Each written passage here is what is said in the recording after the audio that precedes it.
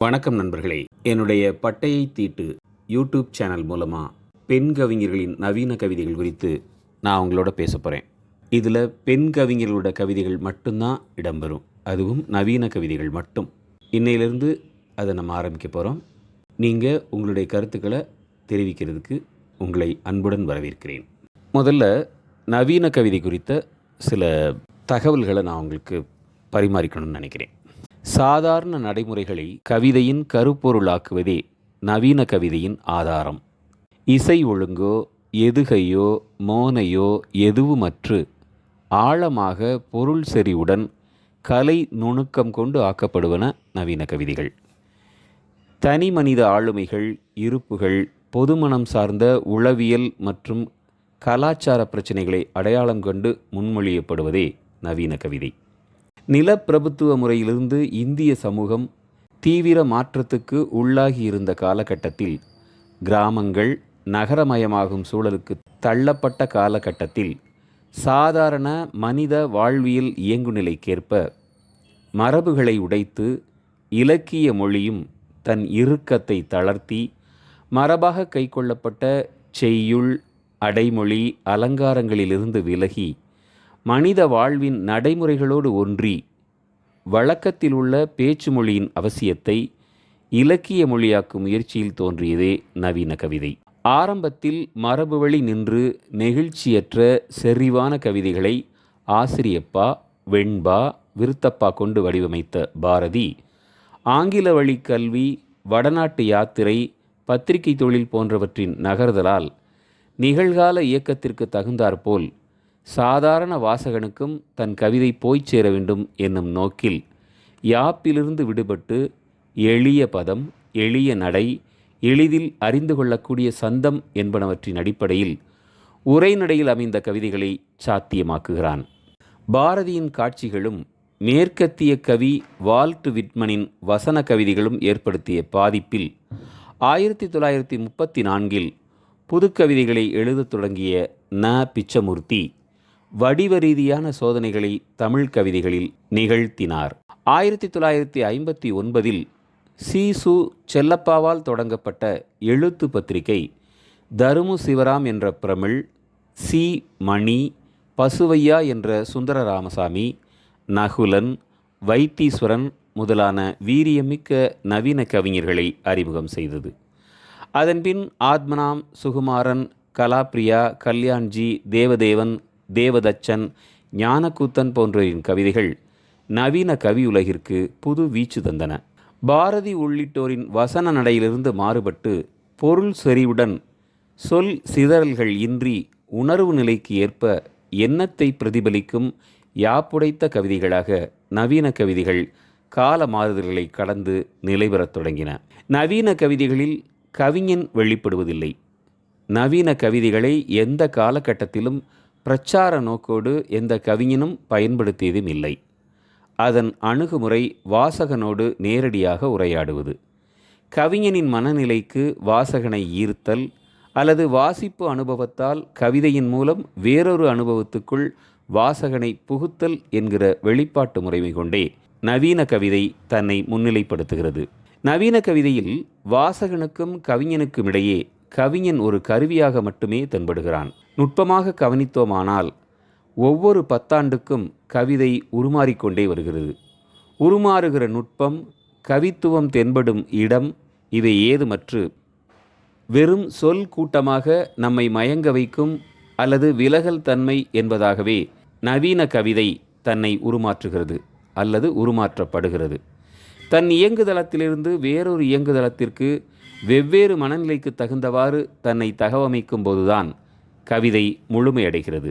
எந்த ஒரு கவிதையை படிக்கும் போதும் அது நம் ஆழ்மனதில் தாக்கத்தை ஏற்படுத்த வேண்டும். எவ்வித அனுபவத்தை உள்வாங்கிக் கொண்டு கவிஞன் எழுதினானோ அதே பாதையில் அல்லது அதே மனநிலையிலான வேறொரு பாதையில் கவிதை நம்மை இழுத்துச் செல்ல வேண்டும். அனுபவம் சார்ந்த மனநிலை படிக்கிறவனை மிகவும் தொந்தரவுக்குள்ளாக்கும். 2 வரியாக இருந்தாலும் சரி, அதில் வெளிப்படும் ஒரு வரி அல்லது வலிமிகுந்த ஒரு சொல் வாசகனை அல்லாட வைக்கும். படிமம், குறியீடு, பின்புலம், பங்களிப்பு, வீச்சு போன்ற கூறுகள் நவீன கவிதையின் முக்கிய அம்சங்களாக தோன்றினாலும் இங்கும் கருதான் எல்லாவற்றுக்கும் அடிப்படையாக இருக்கிறது.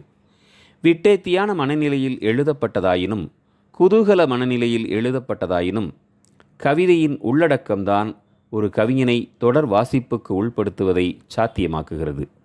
சமூகச் சாடலாகட்டும், அகவயப்பட்ட மனநிலையாகட்டும், அதே உணர்வுக்குள் அல்லது அதை ஒட்டிய உணர்வு நிலைக்குள் வாசகனை தானாகவே இழுத்துச் செல்லும் கவிதையே தன்னளவில் வெற்றியடைகிறது. படிமம் என்றால் என்ன?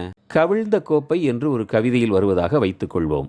இங்கே கோப்பை என்பது வெறும் கோப்பையை மட்டும் குறிக்காமல் கவிழ்ந்த என்ற சொல்லால் அது கவிதையை வேறொரு தளத்திற்கு நகர்த்துகிறது. கோப்பை என்பது மனது என வைத்துக்கொண்டால், கவிழ்ந்த என்பது யாரிடமோ தன்னை பறிகொடுத்த மனநிலையை குறிப்பதாக பொருள்படுகிறது. வாசிப்பு அனுபவத்திற்கும் வாசிப்பவனின் மனநிலைக்கும் தகுந்தாற்போல் அது வேறு வேறு பொருளை தருவதாகவும் அமையும். எல்லா கவிதைகளும் படிமத்தை கொண்டிருக்க வேண்டிய அவசியம் இல்லை. மிக எளிமையாகவும் நேரடியாகவும் கவிதைகள் எழுதப்பட்டு கொண்டுதான் இருக்கின்றன. என்றாலும் படிமத்தோடு எழுதுகின்ற போது அது வேறொரு பரிமாணத்திற்கு நம்மை இட்டு செல்லும் என்பதுதான் அதன் வெற்றி. படிமம் தமிழ் கவிதைக்கு ஒரு முக்கிய வரவு. நவீன கவிதையில் குறியீடு ஒரு முக்கிய பங்கு வகிக்கிறது. இலையுதிர்காலம் இல்லாமலேயே உதிர்கின்றன உயர்திணை மரங்கள் எனும் ஈரோடு தமிழன்பனின் கவிதையில் பட்டினியால் மனித ஜென்மம் பலியாவதை உயர்திணை மரங்கள் என்பதன் மூலம் உணர்த்துகிறார். திட்டமிட்டு படிமம் குறியீடு வகைமைகளோடு எழுதப்படுகிற கவிதைகள் தானாகவே இருண்மை முகமூடியை அணிந்து கொள்கின்றன. தன் போக்கில் எந்த ஒரு அலங்காரமும் இன்றி இயல்பான மொழிநடையில் எழுதுகிறவையே காலத்துக்கும் கனிந்து நிற்கும்.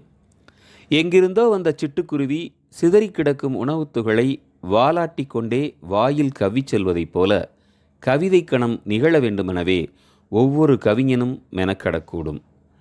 மூளையின் மடிப்புகளில் உணர்வுகளைப் போல ஒளிந்து கிடக்கின்றன சொற்கள். முகத்தை உர்ரென்று வைத்து கொண்டு தன்னை கொஞ்சச் சொல்லி கெஞ்சாமல் கெஞ்சும் மழலையைப் போன்ற இயல்புடைன சொற்கள். அதை மூட்டை பூச்சியைப் போல வக்கிரத்தோடு எடுத்து நசுக்கி தரையை இரத்த களரியாக்குவதும், தூக்கி வெயிலில் போட்டு துடிப்பதை ரசிப்பதும், குவளை தண்ணீரில் ஒவ்வொன்றாக இட்டு ஒட்டுமொத்த வம்சத்தையே அழித்து விட்டது போல் பெருமிதம் கொண்டு தூவாக்குழியில் கவிழ்த்து விடுவதும் அவரவர் மன ஓட்டத்தின் வெளிப்பாடே. சொற்களை வைத்து சொக்கட்டா நாடுகிற பழைய உத்திகள் காலாவதியாகிவிட்டன. சிந்தாமல் சிதறாமல் ஒரு சின்ன கத்தி கொண்டு வெட்டி கேக்கை போல ஊட்டி விடுவது மட்டுமின்றி தனக்கும் ஒரு வாய் கிடைக்காதா என ஏங்க வைக்கிற லாகவம் புதிய எழுத்து முறைமையிடம் மேலோங்கி நிற்கிறது. இயல்பை மொழிதல், பிரிதொரு மொழிதல், தற்குறிப்பேற்றம் போன்றவற்றை இலக்கண பாணியில் அல்லாது எதேச்சையாகவும் பூடகமாகவும் புலப்பட வைக்கும் போக்கு நவீன தமிழ் கவிதை சூழலை மடைமாற்றியிருக்கிறது.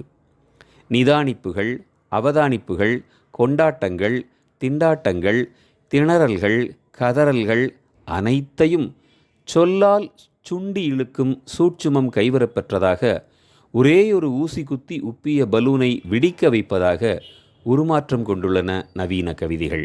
இருண்மை என்பது சங்க காலத்தின் தொடர்ச்சியாகவும் தேடலின் படிநிலையாகவும் கைக்கொள்ளப்பட்டாலும் பெரும்பாலான வாசக மனம் தன்னளவில் அதற்கான புறக்கணிப்பையும் முன்வைத்து கொண்டுதான் இருக்கிறது. இந்த உலகில் பெண் என்பவள் ஒரு போகப் பொருளாகவே பார்க்கப்படுகிறாள் என்பது பழம்பெரும் உண்மை. தன்னை தேடுதல், தன்னை ஒளித்து வைத்தல், தன்னை தொலைத்தல், தன்னை காவு கொடுத்தல், தன்னை பேசுபொருளாக்குதல், தன்னிலை அழிதல் என பெண் ஒவ்வொரு காலகட்டத்திலும் தனக்கானதை இழந்தே தன்னை மீட்டெடுக்கிறாள். வாழ்வின் நெடிய போராட்டத்தில் தனக்கான இடத்தை தகவமைத்துக் கொள்வதை விட தன்னை சார்ந்தவர்களை தன் கூட்டுக்குள் பொத்தி வைத்து பாதுகாப்பதற்கான தன் முனைப்புகளிடையே அவளின் மொத்த வாழ்வும் சுருங்கிவிடுகிறது. நவீன கவிதைகளில் பெண் கவிஞர்களின் அளப்பரிய பங்கு அவர்களின் அகம் சார்ந்த உணவுகளை வெட்ட வெளிச்சமாக்க பெரிதும் உதவுகிறது. தொடர்ந்து பேசுவோம் நண்பர்களே, நவீன கவிதைகளில் பெண் கவிஞர்களின் அளப்பரிய பங்கினை.